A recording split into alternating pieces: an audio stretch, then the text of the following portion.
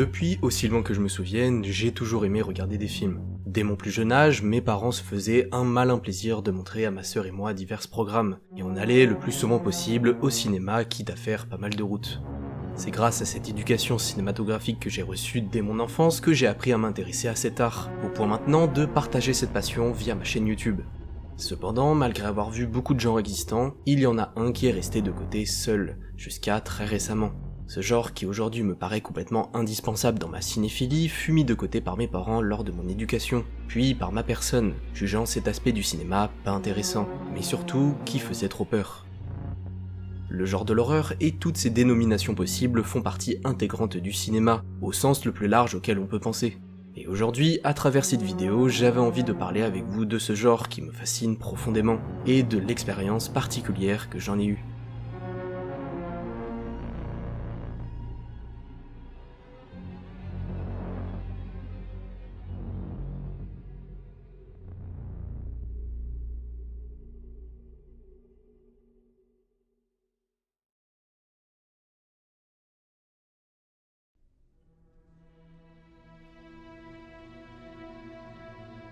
Comme je l'ai dit, depuis que je suis tout petit, je regarde beaucoup de films. Dans ma famille, on a toujours aimé ça, et c'était toujours un bon moyen de faire passer le temps, tout en se divertissant. C'est pourquoi quand on allait des fois chez mes cousines, après le repas, on regardait un film. Mais étant bien plus jeune que tout le monde, on me mettait dans une autre pièce devant autre chose, pour qu'elle puisse regarder ce qu'elle voulait dans le salon. Le fait de regarder tout seul de mon côté quelque chose, tandis que tout le monde regardait autre chose ensemble, n'était pas intentionnel de ma part. La plupart du temps, c'était parce qu'elle voulait regarder quelque chose pas adapté à moi, quelque chose qui m'était interdit de voir car j'étais trop jeune. Cette situation a duré pendant un temps. À chaque fois que ma famille voulait regarder quelque chose qui n'était pas de mon âge, je montais dans la pièce du haut regarder autre chose tout seul. Cependant, tel le dicton, ma curiosité allait me jouer un vilain défaut.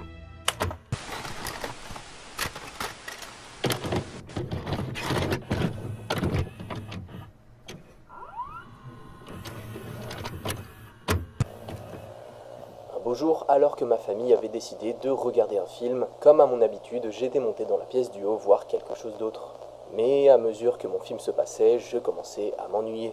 Là, une idée nouvelle me passa par la tête. Et si je descendais pour regarder leur film avec elle? Après tout, je ne savais pas vraiment ce qu'elle regardait, et j'étais assez curieux.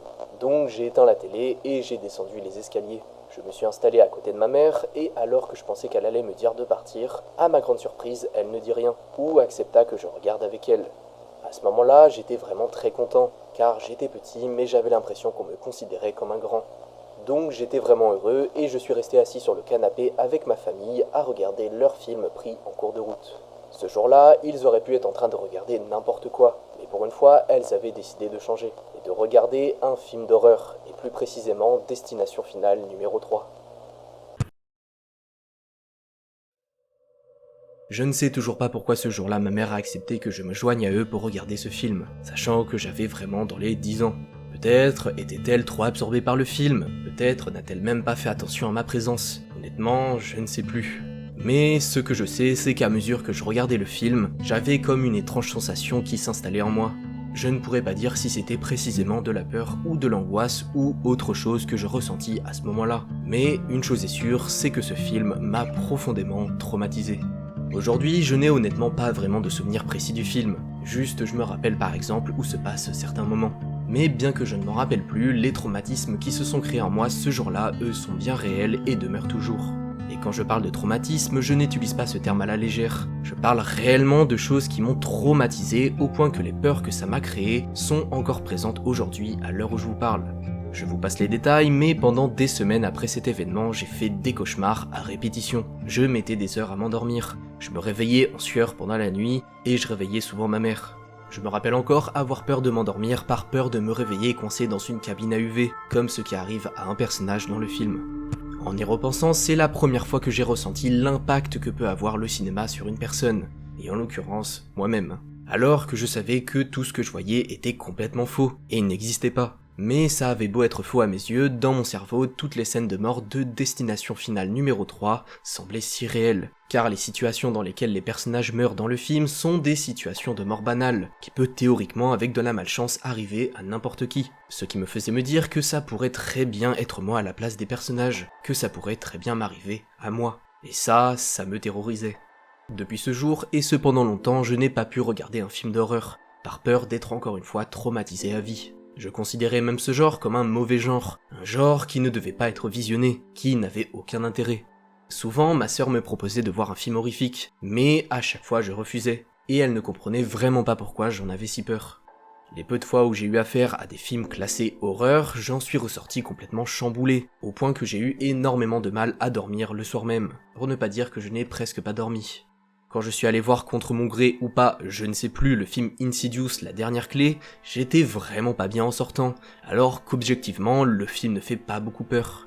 Et en plus, je ne connaissais absolument rien à la saga de près ou de loin. En grandissant, comme je viens de l'évoquer, j'ai commencé à me pencher sur ce genre si particulier, non pas par envie réelle d'en apprendre plus dessus et de dompter mes peurs, mais plus par exemple pour faire plaisir à un ami qui avait envie d'aller voir tel ou tel film. Mais au fond de moi, même si je refusais de me l'admettre, je mordais d'envie d'en découvrir plus sur ce genre, que je connaissais pas du tout. Mais je pense que je n'étais pas encore prêt à casser ce mur mental. Malgré tout, le fait d'accompagner un de mes amis pour aller voir un film d'horreur tous les je ne sais combien de temps m'a permis d'en voir certains, mais surtout de commencer à fissurer mon mur. Ainsi, de l'année 2017 à 2020, j'ai vu un total de 22 films qui sont classés horreur sur le site Letterboxd. Et si on enlève ceux que je considère personnellement maintenant comme ne faisant pas partie de cette catégorie, on tombe à 15 que j'ai vus sur ces 4 années complètes. Et sur ces 15 films, j'en ai vu 11 pour accompagner quelqu'un. Si je vous explique tout ça, c'est pour vous montrer que le genre de l'horreur au cinéma était un genre que je n'appréciais vraiment que très peu, pour ne pas dire pas du tout. Et même sur les quelques films horrifiques que j'ai pu voir sur ces 4 ans, eh bien il n'y en a presque aucun que j'ai véritablement apprécié lors de mon visionnage. Car ça me faisait vraiment trop peur, et que ça m'empêchait de bien dormir après. Alors que pourtant, il y a des films vraiment intéressants dans le lot, comme Midsommar ou Crimson Peak par exemple. Mais malgré tout ça, le fait d'avoir visionné tous ces films durant ces années, même si j'en avais pas trop l'envie parfois, m'a permis de préparer le terrain en me désensibilisant un peu de ce genre.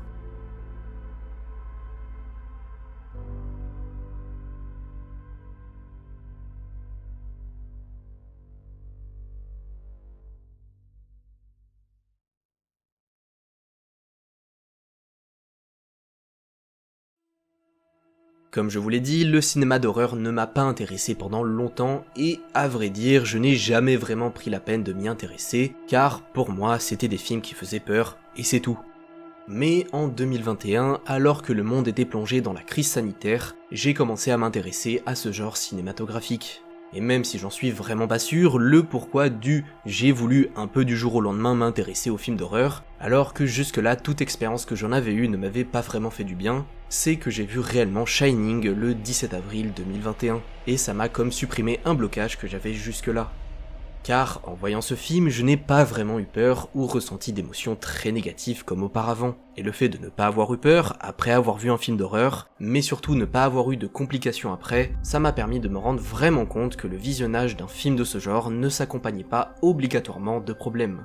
Et ça, c'est je pense ce qui a déclenché mon envie de découvrir cet univers. Mais aussi du coup, c'est à ce moment-là que je me suis dit que pour que je puisse vraiment apprécier comme il se doit le cinéma d'horreur, il fallait tout d'abord complètement détruire le mur mental que je m'étais construit. Et que pour cela, il n'y a pas 10 000 solutions, il fallait regarder des films classés horreur. C'est ainsi que durant l'année 2021, j'ai vu 56 films horrifiques, soit plus du double de ce que j'avais vu sur les 4 ans auparavant. Et une fois que la machine était lancée, il était complètement impossible pour moi de l'arrêter.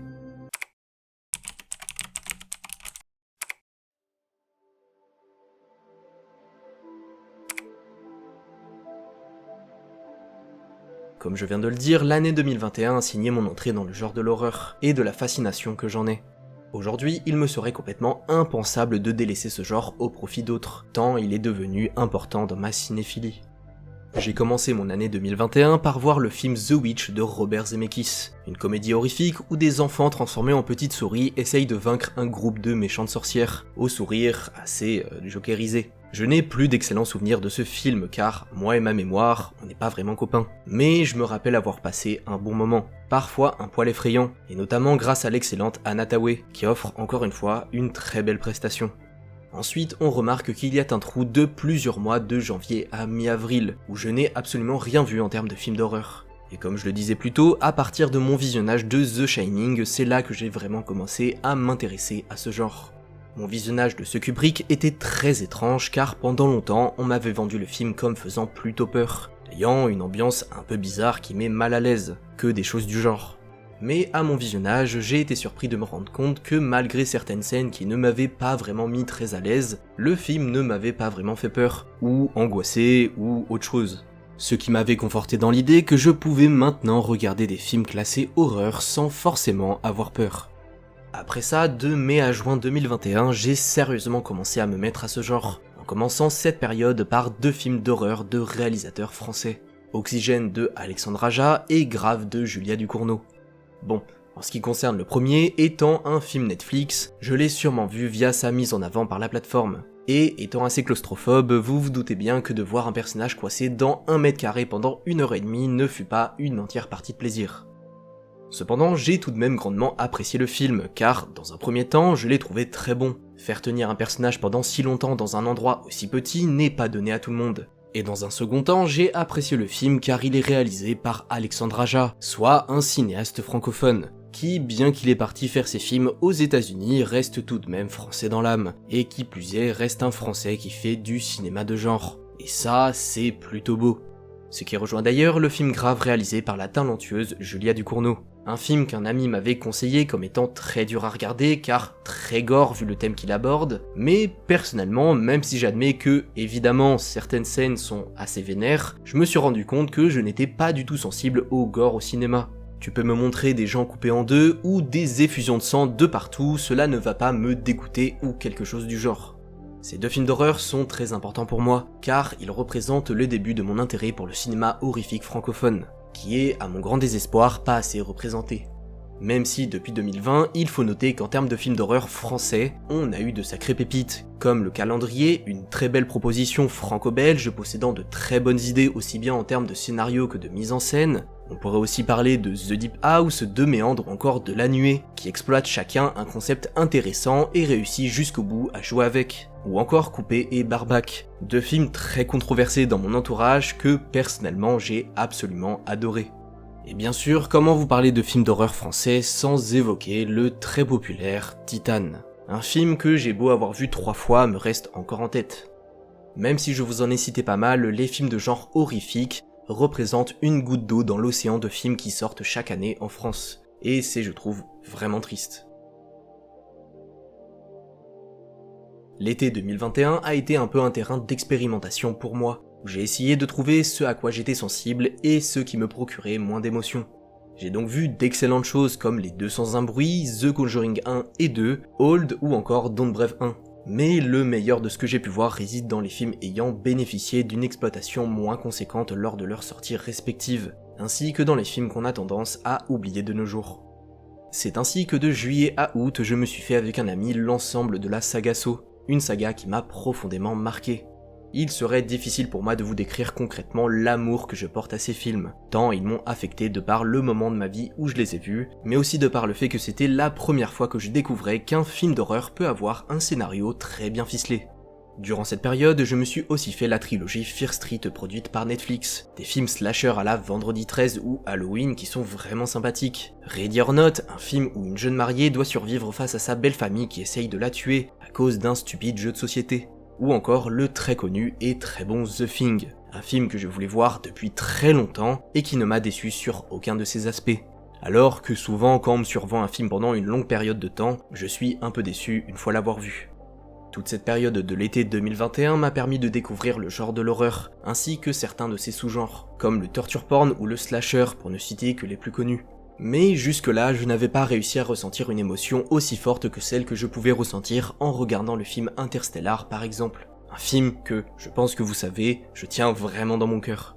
J'ai donc continué de regarder des petits films d'horreur une fois de temps en temps après cela. J'ai vu notamment The Invisible Man, un film génialissime que j'avais d'ailleurs rapidement évoqué dans ma vidéo sur Dracula. Mais voilà, j'ai continué à regarder quand j'en avais envie des films d'horreur. Jusqu'à ce que je vois un film bien particulier, qui a un peu changé la vision que j'avais de ce cinéma.